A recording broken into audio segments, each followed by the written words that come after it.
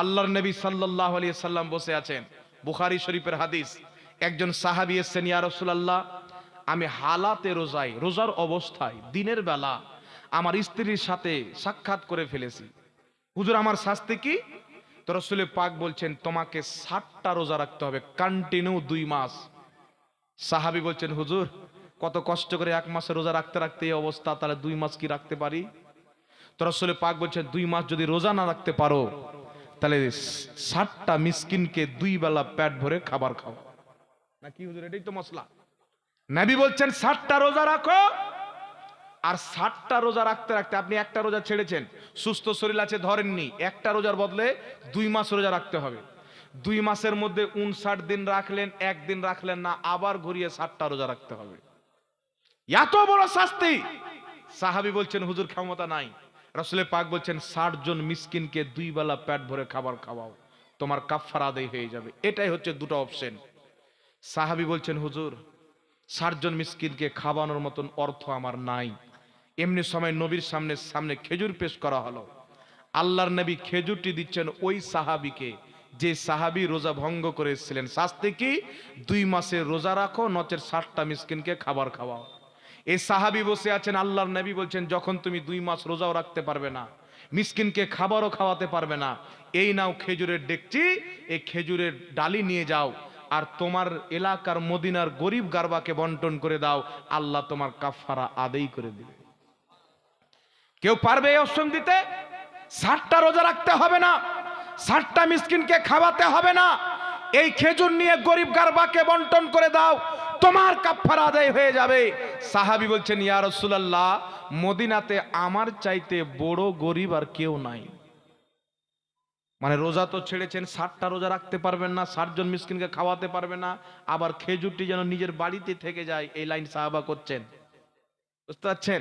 হুজুর আমার চাইতে বেশি গরিব কেউ নাই। রাসূল পাক মুস্কি মেরে হাসলেন যে খেজুর লাওয়ার লাইন করছেন, আর আমার নবী যদি হেসে যায় তো বেড়া পার।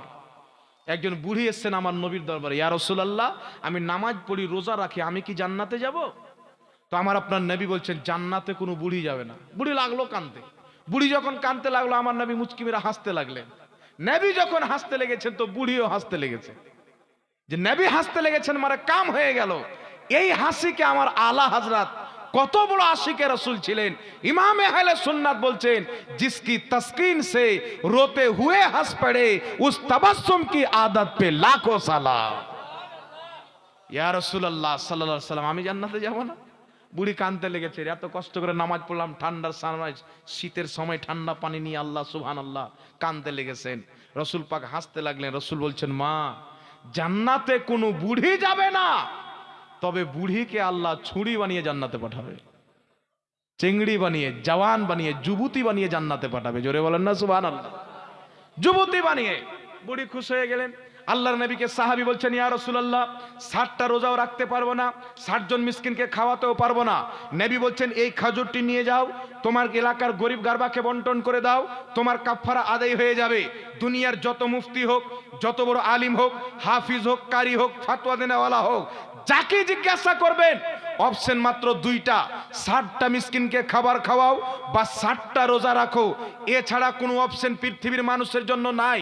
একমাত্র নবী মুস্তাফা হালালকে হারাম করতে পারেন, হারামকে হালাল করতে পারেন, সহজকে আসান, আসানকে মুশকিল করতে পারেন, মুশকিলকে সহজ করতে পারেন। আমার নবী বলছেন, সাহাবী যাও, এই খেজুর নিয়ে গিয়ে তোমার ছেলে পেলেকে নিয়ে খেয়ে নাও, আল্লাহ তোমার কাফারা আদায় করে দিবে। বলেন সুবহানাল্লাহ। রোজাও ভঙ্গ করে দিলেন, খেজুরও পেয়ে গেল, সাহাবী খুশি খুশি বাড়ি। দেখছেন রোজা ছাড়লেন, শাস্তি কি ছিল? 60 জনকে খাবার খাওয়াও 2 বেলা বা 60টা রোজা রাখো। কিন্তু সাহাবী রোজাও রাখতে হলো না, খাবারও খাওয়াতে হলো না, উল্টা খেজুর পেয়ে গেলেন। লাভ হল না লস হলো? আর কাফারাও আদায় হয়ে গেল। এইরকম মসলা সহজ কোন মৌলবি করতে পারে?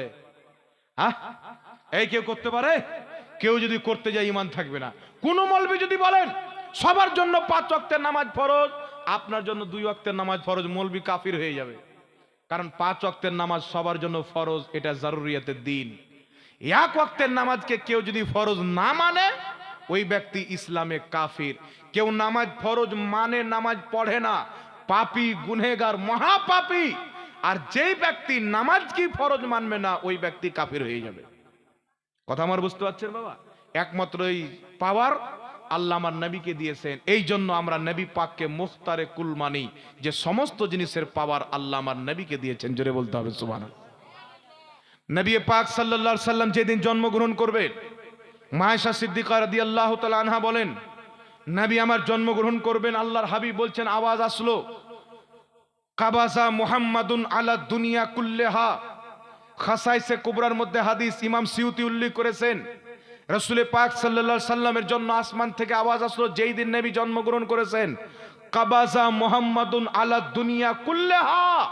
সারা কুল কায়নাতে, পৃথিবীতে নবী মুস্তাফার সমস্ত দুনিয়াতে কবজা হয়ে গেল। এই নবী মুস্তাফা চাঁদ ইশারা করবেন, চাঁদ দুই টুকরা হয়ে যাবে।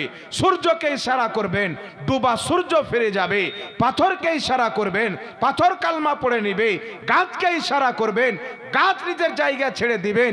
এই নবী মুস্তাফা পাহাড়ে নিজের আঙুল লাগিয়ে দিবেন, পাহাড় নিজের কলিজা চিরে পানির ঝর্ণা বের করে দিবেন।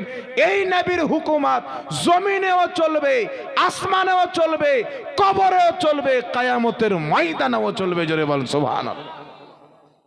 এই জন্য নবীকে আমরা কি মানি? মুখতারে কুল। একটু জোরে হবে না সুবহানাল্লাহ? সারা পৃথিবীর পুরুষদের জন্য সোনা হারাম। আমার নবী সোরাকাকে বলছেন, সোরাকা তোমার জন্য আমি মুস্তাফা সোনা জায়েজ করে দিলাম। পারবে কোন মৌলবি? সবার জন্য সোনা হারাম। জাহাঙ্গীর মৌলবীর জন্য জায়েজ, কে বলতে পারবে? হারাম তো হারাম। নবী বলছেন পৃথিবীর সবার জন্য হারাম, সোরাকার জন্য আমি মুস্তাফা জায়েজ করে দিলাম। এই জন্য আমার পীর ও মুর্শিদ হুজুর তাজুস শরিয়া বলছেন, জাহা বানি আতা কর দে ভরি জান্নাত হেবা কর দে, নবী মুখতারে কুল হে জিসকো জো চাহে আতা কর দে। বলেন সুবহানাল্লাহ। হুজুর তাজুস শরিয়া বলছেন নবী সব জিনিসের ক্ষমতা রাখেন, যাকে যেটা ইচ্ছা দিয়ে দেন। আবু দাউদের মধ্যে হাদিস, হাজরাতে উম্মে সালমা, হাজরাতে রাবিয়া আমার নবী সাল্লাল্লাহু আলাইহি সাল্লামের খাদেমা পানিটা নিয়ে এনে দিতেন। একদিন পানি এসে এনে দিয়েছেন আর বলছেন, হুজুর রাসূল পাক খুশি হলেন যে নবী পাককে পানি এনে দিলেন উযু করা। তো নবী অত্যন্ত খুশি হয়ে বলছেন, এ রাবিয়া সালনি, রাবিয়া আমার কাছে চাও, তুমি যা চাইবে আমি নবী তোমাকে তাই দেব। তো সাহাবীর আকীদা কি দেখেন, আমরা চাইলে কি করতাম? 2-4 কুইন্টাল ধান নিয়ে নিতাম। এমন লোক আছে 2-4 কুইন্টাল ধানও নিয়ে নিত, নাকি বলেন? একটা রাজা, তার বাড়িতে বেটা জন্ম হয়েছে, খুব খুশি হয়েছেন। তো একজন পাক্কা গৃহস্থালীর লোক, মানে নামাজ রোজা সব ছেড়ে ও মাঠি পড়ে থাকে, মানে চাষাবাদকে জানতে বেশি ভালোবাসে। তো এই লোকটাকে রাজা খুশিতে সবকে ডেকেছেন। তো প্রথম এই লোকটা গিয়েছেন, এই চাষাবাদকে ভালোবাসনেওয়ালা। তাকে জিজ্ঞাসা করছেন, তুমি কি চাইবে বলো? আমার বেটা হয়েছে, আজকে তোমরা যা চাইবে তাই দিব। তো এই লোকটা বলছেন যে, স্যার বাদশাহজি আমাকে 2-4 কুইন্টাল ধান দেন। বাদশাহ তাজ্জুব করলেন যে সোনা চাইতো, টাকা চাইতো, তো ধান চাইলো, মানে ও ধান নিয়েই পড়ে থাকে, ওকে সোনা চাঁদির খবরই নাই। এ ধান নিয়ে চলে আসলো। আর যারা চালাক আছে তাকে বললেন, বলছে বাদশাহ আমাকে 1 কিলো সোনা দেওয়া হোক। বাদশাহ সব জিনিস বন্টন করলেন। তো আমাদের মধ্যে এরকম লোক আছে না বাবা? কেউ যদি অপশন দিতেন আমাদের নবী, হয়তো আমরা বলতাম, হুজুর 2-4 জোড়া আমাকে উট দিয়ে দেন, যেন আমি লাখপতি হয়ে যাই, বা সোনা দিয়ে দেন, নাকি? আর আমার আপনার নবী বলছেন, ইয়া আয়েশা তো লাউসিতো লাসারত মাই জেবালুজ যাহাব, আয়েশা আমি যদি চাই আমার পিছন পিছন সোনার পাহাড় চলবে। জোরে বলেন সুবহানাল্লাহ। তো আমরা অনেক কিছু চাইতাম। সাহাবিয়া আকীদা দেখেন, রাসূল পাক বলছেন সালনি আমার কাছে চাও। দেখছেন মৌকা খুব সুন্দর, নবী চাইতে বলেছেন। আর নবী হচ্ছে মুখতারে কুল, যেটা সাহাবার আকীদা ওটাই হচ্ছে সুন্নিদের আকীদা। তিনি বলছেন, ইয়া রাসূলুল্লাহ আমি আপনার কাছে জান্নাত চাইতেছি।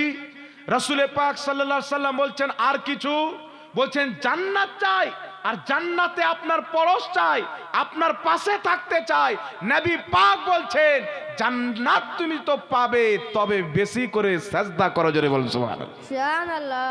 বেশি করে সাজদা করাতে, জান্নাত পাওয়াতে আমার সহযোগিতা করো, মানে বেশি করে সাজদা করো, আমি তোমাকে জান্নাতও দিব, আমার পড়োশিতে জায়গাও দেবো। একটু জোরে হবে না সুবহানাল্লাহ? সুবহানাল্লাহ। ইনি বলছেন দুনিয়াতে নবীর খিদমত করছি, মরে যখন কবরে চলে যাব, ইন্তেকাল করব, জান্নাতে যখন যাব, জান্নাতে নবীর পাশে জায়গাটা নেই, সেখানেও যেন নবীর খাদেমা হয়ে থাকতে পারি। সুবহানাল্লাহ। সাহাবার কি আকীদা ছিল? যদি সাহাবার আকীদা থাকতো নবী জান্নাত দিতে পারে না, তাহলে বলতেন ইয়া রাসূলুল্লাহ, দুনিয়ার কোনো ধনভাণ্ডার চাইতেন, দুনিয়ার কোনো অন্য কিছু চাইতেন, কিন্তু জান্নাত চেয়ে সাহাবা প্রমাণ করে দিলেন আমার নবী মুস্তাফা মুখতারে কুল দুনিয়াও দিতে পারে, আল্লাহর জান্নাতও দিতে পারে। বল সুবহানাল্লাহ। এখন একটা আপনাকে এক্সাম্পল দিয়ে দিই বাবা। আমাদের এখানে অনেক লোক আছেন, করির 5 বিঘা জমি, করে 2 বিঘা, করে 4 বিঘা, সম্পদ আছে না নাই? করে 2 চাকা, করে 4 চাকা, করে সাইকেল আছে না নাই? আপনি যদি চান আপনার সাইকেল কাউকে দিতে পারেন কি পারেন না? জোরে বলেন। আমাকে খুশি হয়ে আপনি দিয়ে দিলেন, হুজুর নেন আপনাকে সাইকেলটা আমি গিফট করে দিলাম, এটা আপনাকে পাওয়ার আছে না নাই? কারণ সাইকেলটার মালিক পাওয়ার আল্লাহ আপনাকে দিয়ে দিয়েছে। আপনার 10 বিঘা জমিন আছে, আপনি যদি চান 2-4 বিঘা দিয়ে দিলেন যে মাদ্রাসায় দিয়ে দিলাম, এটা আল্লাহকে পাওয়ার দিয়েছেন। এটা আল্লাহ আপনাকে পাওয়ার দিয়েছেন কিনা? পারবে কিনা? মাদ্রাসা হয়েছেন, কেউ জমি দিয়েছেন, কেউ টাকা দিয়েছেন, কেউ ইট দিয়েছেন, কেউ পাথর দিয়েছেন কিনা? তো চিন্তা করেন, যদি আমাদের এত পাওয়ার থাকে তো আমার নবীর কত পাওয়ার আছে। আমার নবী জান্নাত দিতে পারবে না? একটু জোরে বলেন, পারবে না? আরে নবী জান্নাত দিতে পারে। এই রকম আকীদা রাখা ওয়াহাবি যদি শিরিক বলে, তোমার বাপ জালসাতে টাকা দিতে পারে, এটাও তো শিরিক। তো তোমার বাপ যদি টাকা দিতে পারে, মা ফাতেমার বাপ জান্নাত দিতে পারে। জোরে বলেন সুবহানাল্লাহ। তোমার এই লেভেল, মুহাম্মদ রাসূলুল্লাহ ওই লেভেল। তাই আলা হযরত বলছেন, मैं तो मालिक ही कहूंगा के हो मालिक के हबीब, यानी महबूब व मुहिब में नहीं मेरा तेरा। जरे বল সুবহানাল্লাহ। এই জন্য বাবা সেই নবীর আদর্শকে নিজের আদর্শ বানাতে হবে। নিজের ফ্যামিলিকে পর্দাশীল বানান, নিজে পর্দাশীল হন। মা বোনদেরকে বলবো, মা তোমরা যদি জান্নাত রানী মা ফাতেমার সাথে জান্নাত যেতে চাও, এই দুনিয়াতে কষ্ট করো, কষ্ট করে চেহারাটা ঢাকো, কষ্ট করে ইবাদত করেন, কিয়ামতের ময়দানে আল্লাহ আপনাকে জান্নাত দিবে, চিরকাল জান্নাতে থাকবেন, আপনার কোনো চিন্তাই থাকবে না। দুনিয়া হচ্ছে আখিরাতের বাজার। এই দুনিয়াতে পর্দা করেন, আপনি পর্দা করেন যেন আপনাকে দেখে আপনার মেয়ে পর্দা করতে শিখে। আপনার মেয়ে ছোট হোক বড় হোক স্কুলে পাঠাবেন, সুন্দর করে হেজাব দিয়ে পর্দা দিয়ে পাঠাবেন, যেন আপনার মেয়েকে দেখে রাস্তায় মানুষ বলে এই মেয়েটা এই বয়সে এত পর্দা করছে, তার মা কত পর্দাশীল হবে। ভালো শিক্ষা আপনার মেয়েকে দেন, আপনার ছেলেকে দেন। আর আপনার ছেলে মেয়ের সামনে কোনো সিরিয়ালের গল্প করিয়েন না। আপনার ছেলে মেয়ের সামনে কবরের গল্প করেন, জান্নাত জাহান্নামের গল্প করেন। যদি আপনার ছেলে ছোট থেকে জান্নাত জাহান্নাম খোদা রসুলের গল্প করেন, আলোচনা করেন, আপনার ছেলের জেহেন আল্লাহ আল্লাহ রসুলের দিকে যাবে। আর যদি আপনি শুধু টাকারই করেন, এই এত টাকা কিভাবে ইনকাম হবে, এত টাকা কিভাবে ইনকাম হবে, তাহলে আপনার ছেলে যখন বড় হবে তো মনে করবে আমার জীবনের একটাই লক্ষণ টাকা কি করে কামাবো, একটাই লক্ষণ টাকা কি করে কামাবো, বাড়ি কি করে দেব। কিন্তু আপনি যদি আল্লাহ আল্লাহ রসুলের কথা শোনান, তো আপনার ছেলের একটাই উদ্দেশ্য হবে আমি আল্লাহকে কি করে পাবো, মুহাম্মদ রাসূলুল্লাহকে কি করে পাবো। আর মা যদি ভালো হয়, মায়ের মেয়ে পর্যন্ত ভালো হবে। কারণ আমি যতদূর পর্যন্ত জানি বাবা, এই দুনিয়াতে যত স্বামী স্ত্রীর মধ্যে ব্যাড় লাগছে না, ব্যাড় বাড়ির শাশুড়িকে নিয়ে। যার স্ত্রী প্রত্যেকটা কথা ওর শাশুড়ির শুনে, ওর বাড়িতে জিন্দেগিতে সুখ শান্তি আসবে না। কথা বুঝতে পেরেছেন? আর যেই শাশুড়ি নিজের মেয়েকে, যেই মা খারাপ জিনিস শিক্ষা দেয়, শ্বশুর বাড়ি যাবে রান্না করবে না, শাশুড়িকে দেখবে না, স্বামীর খিদমত করবে না, সব টাকা চুরি করে নেবে, ওই মা নিজের হাতে নিজের মেয়েকে ধ্বংস করছেন। ঠিক না বে ঠিক বাবা? একটু জোরে বলেন, ঠিক না বে ঠিক? যেই মা শিক্ষা দিবে, বেটি ফোন করেছেন, মা তোমার জামাই আমাকে 2 থাপ্পড় মেরেছেন। মা বলবে, বেটি তুমি আমাদের কাছ ছিলে তো আমরাও কত তোমাকে মেরেছি। জামাই মেরে দিয়েছেন, সহ্য করে নাও। জামাই যখন আসবে তাকে একটু ভালোবাসা দাও, আদর করো, সব ভুলে যাবে। মা যদি ভালো শিক্ষা দেয়, মেয়ে ভালো শিক্ষা পাবে। মা যদি পর্দাশীল হয়, মেয়ে পর্দাশীল হবে। মা যদি নেক হয়, মেয়েও নেক হবে, সন্তানও নেক হবে। এর জন্য মা বোনদেরকে বলবো, আপনারা আল্লাহ পাকের নবীর মেয়ে ফাতেমাতুজ জাহরার কানিজ হয়ে যান, আপনাদের ছেলেও নেককার হবে, মেয়েও নেককার হবে। আর ভাইদেরকে বলবো, বাবাকে বলবো, নিজের দুনিয়াতে নিজের চরিত্রকে রসুল্লাহর মতন করেন, নিজের চেহারাকে সাজান, নিজের দেহকে সাজান, মুস্তাফার সুন্নাতে সাজান। নবীর সুন্নাতে যারা নিজেকে সাজায়, দুনিয়ার সাজ সজগ একদিকে, আমার নবীর সুন্নাত হচ্ছে একদিকে। নবীর সুন্নাত দিয়ে আমরা সাজিয়েছি বলে এত লোক আমাদেরকে দেখতে এসেছে। আপনাদের গ্রামের একটা মণ্ডলকে নিয়ে এসে বসান, একটা মাক্ষী পর্যন্ত জালসাই থাকবে না। থাকবে? কেন আমাদেরকে দেখতে এসছেন, আমাদের বক্তব্য শুনতে এসছেন? আমরা নিজেকে নবীর সুন্নাতে সাজিয়েছি, তাই তো। আমাদের চেহারাতে নবীর সুন্নাত আছে, আমরা জবান দিয়ে আল্লাহ রসুলের কথা বলছি, মাথাতে নবীর সুন্নাত পাগড়ি আছে, টুপি আছে, পরনে নবীর সুন্নাত জুব্বা আছে, এই জন্য তো এসেছে। আর এখানে যদি আমি একটা হাফ প্যান্ট পরে একদিকের চুলকে উড়িয়ে আপনাদের সামনে এসে উপস্থিত হয়ে যেতাম, তাহলে আমার কি বক্তব্য শুনতেন? জি, মানুষ মনে করতো এই জালসা হয় না, এটা হচ্ছে একটা নাটক, তাই না? তাই নিজেকে সাজান, নবীর সুন্নাতে নিজেকে সাজান। আমি আয়াতে কারিমা পাঠ করেছিলাম, ইন্নাদ-দীনা ইনদাল্লাহিল ইসলাম। নিশ্চয়ই আল্লাহ তাবারাক ওয়া তাআলার নিকটে একমাত্র ধর্ম হচ্ছে ইসলাম। কবরে যেতে হবে, দীর্ঘ বছর কিয়ামত পর্যন্ত অন্ধকার কবরে থাকতে হবে। সেই কবরের পোকা থেকে নিজের দেহকে হেফাজত করার জন্য, বিচ্ছু থেকে, সাপ থেকে, মাটি থেকে আপনার দেহ যেন বেঁচে থাকে, সুন্দর গাল যেন বেঁচে থাকে, চোখ যেন বেঁচে থাকে, কাফন যেন বেঁচে থাকে। তো আপনি নবীর আদর্শকে নিজের আদর্শ বানিয়ে নাও, কারণ জমি मैली नहीं होती, जमान मैला नहीं होता, मोहम्मद के गुलामों का कफन मैला नहीं होता।